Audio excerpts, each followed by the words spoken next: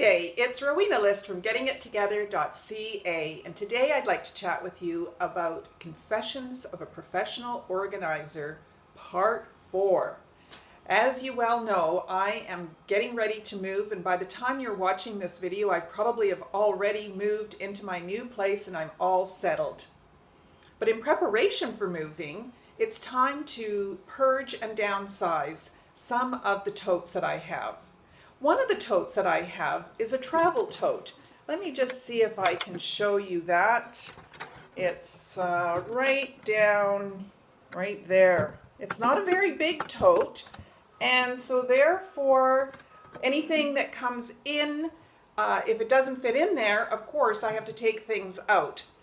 A couple of things that are not going to make the cut for this move are these big, huge books. Look at these. Oh my gosh, they are so heavy.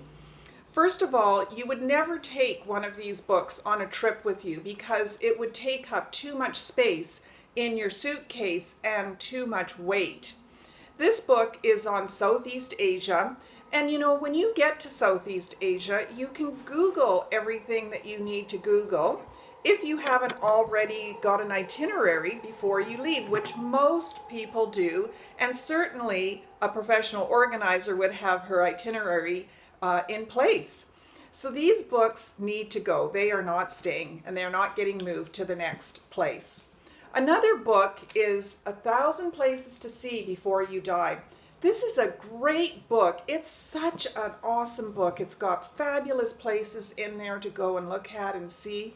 But as you can see, it's been well worn. It's held together by an elastic band. It falls apart every time I pick it up. I Googled the author. Her name is Patricia Schultz, and she has a newsletter and a website. So voila, now I can just get all the information from there that I need, and I don't have to store this book and keep it. Oh my gosh, I gotta put these down. They are heavy. Another thing is, look at all of these containers. These are old, some of them are old film canisters. For those that remember when we used to put film in a camera, they're perfect for travel. You know, they snap on, the lid doesn't snap off. But seriously, how many of these does a gal need? If you've already got your toiletry bag put together and it's got everything in it that you need, you do not need to keep these. This is my confession. I am going to be getting rid of the books, these refillable bottles. I've got lots. I've got my toiletry bag all in place.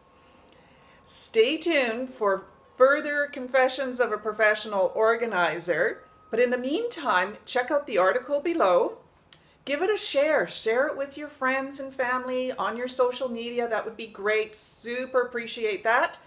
And if you are needing help with getting organized, downsizing, or purging, by all means, please reach out, GettingItTogether.ca.